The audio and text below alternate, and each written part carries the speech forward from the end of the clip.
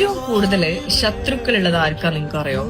ഞാൻ മനസ്സിലാക്കിയിടത്തോളം ഏറ്റവും കൂടുതൽ ശത്രുക്കൾ ഉണ്ടാവുക മിഡിൽ ക്ലാസ് ഫാമിലിന്ന് ഒരുപാട് കഷ്ടപ്പെട്ടിട്ട് അവന്റെ ആഗ്രഹങ്ങളും അവന്റെ കുടുംബത്തിന്റെയും അല്ലെങ്കിൽ ഒരുപാട് പ്രാരാബ്ദങ്ങൾ കാരണം പച്ചപ്പിടിക്കാൻ വേണ്ടി ഒരുപാട് കഷ്ടപ്പെട്ടിട്ട് അതിന്റെ റിസൾട്ട് ഉണ്ടാകുമ്പോ എങ്ങനെയാന്ന് വെച്ചാല് അതുവരേക്കും കൂടെ ഉണ്ടായിരുന്നവര് തന്നെ അവൻ ശത്രുക്കളായി മാറും. കാരണം ഇന്നലെ വരെ നമ്മളെ കൂടെ ഉണ്ടായിരുന്നവന് അവന്റെ ലൈഫിൽ അവന് നല്ലത് വന്നു എന്നല്ല ചിന്തിക്കുക. അവനിപ്പോ വലിയ ആളായി, നമ്മൾക്ക് അതില്ലാത്തതിന്റെ കുശുമ്പ്, അസൂയ, ദേഷ്യം, വാശി, അങ്ങനെ ശത്രുക്കളായി മാറുന്ന സാഹചര്യം. ഒരുപാട് ക്യാഷ് ഉള്ള ആൾക്കാർ എന്ന് പറയുമ്പോൾ അവർക്ക് പൊതുവെ ഒരു ലേബൽ ഉണ്ട്, പണ്ട് മുതൽ അവർ അങ്ങനെയാന്നുള്ളത്. ഈ സെയിം ലേബൽ തന്നെയാണ് ഏറ്റവും ലോ ക്ലാസ് ഫാമിലിക്കുള്ളത്. അവർക്കും ആ ഒരു സമൂഹം അവരോട് പ്രത്യേകിച്ച് യാതൊരു പ്രശ്നങ്ങളും ഒന്നും ഉണ്ടാവില്ല. പക്ഷെ മിഡിൽ ക്ലാസ് ഫാമിലി അങ്ങനെയല്ല.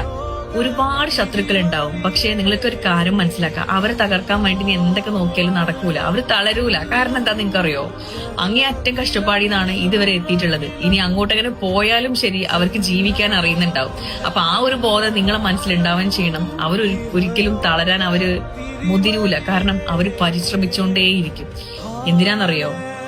അവരെ പാരന്റ്സ്, അവരെ രക്തബന്ധങ്ങള്, അവർക്ക് വേണ്ടപ്പെട്ടവര് കഷ്ടപ്പെട്ട പോലെ ഇനി അവരെ കഷ്ടപ്പെടുത്താതിരിക്കാനും അവര് ഭാവിയിൽ വരുന്നവര് കഷ്ടപ്പെടാതിരിക്കാനും വേണ്ടിയിട്ട് അവരങ്ങനെ പണിയെടുത്തുകൊണ്ടിരിക്കും. അപ്പൊ അതുകൊണ്ട് അവരെ തളർത്താൻ വേണ്ടിയിട്ട് ഒരുപാട് ശത്രുക്കൾ ഉണ്ടെങ്കിൽ അത് വെറുതെയാണ്. ആ ഒരു ആഗ്രഹങ്ങൾ